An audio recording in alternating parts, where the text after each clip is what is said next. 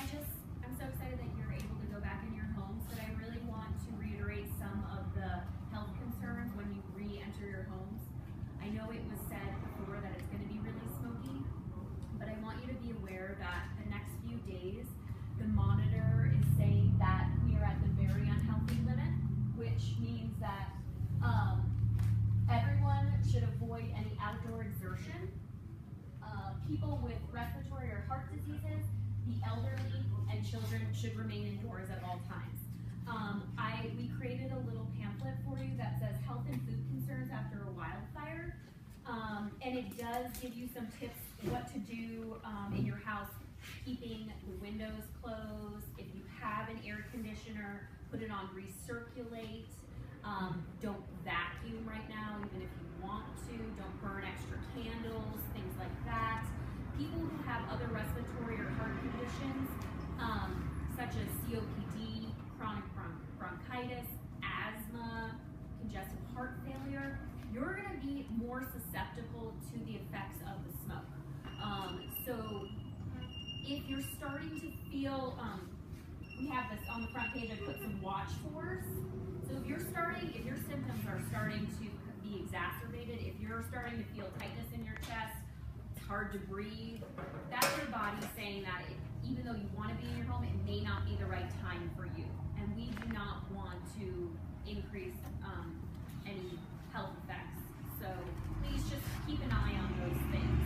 Some other things I just want to remind you, since the power's been out, I know some of you were able to go get your perishable goods, but maybe not everyone.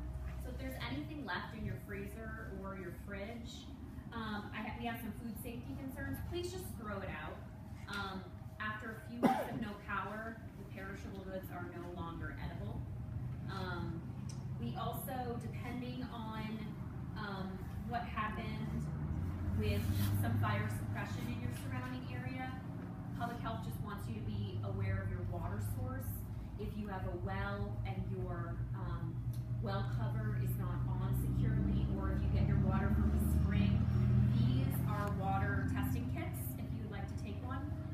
We test bacterial for bacterial samples, so like E. coli or your total coliforms in your water.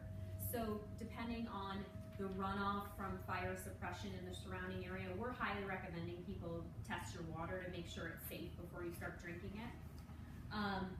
We have ways to, there's instructions on the white paper on how to do that, how to test your water. You can drop them off in Teton County Public Health every Monday and Tuesday to be tested. There's an $18 fee. If you do have questions, we have our number on the sheet. Feel free to call us with any concerns.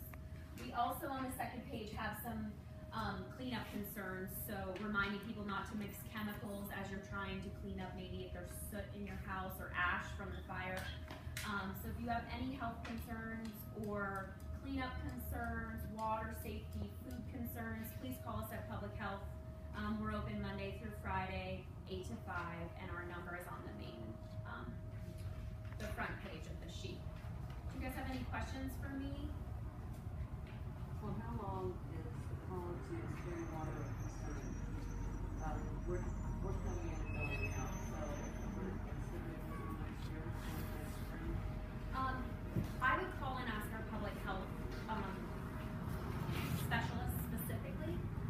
Spring water is always a concern because unless it's fully contained, you don't know if animals are using that or what is around that area. So I would call environmental health, and they would be more than happy to kind of talk to you about that. I've also heard some people are going into winterize, so again, I'm reiterating, we're highly recommending to go in the after, like noonish, 2 in the afternoon when the air warms up and the winds pick up and it kind of lifts the smoke out of the of Granite Creek area. Any other questions at the moment? Where were you turning those samples? These samples are turned into Public Health. The address is on here, but we're behind Jackson Lumber at 460 East Pearl Ave in town.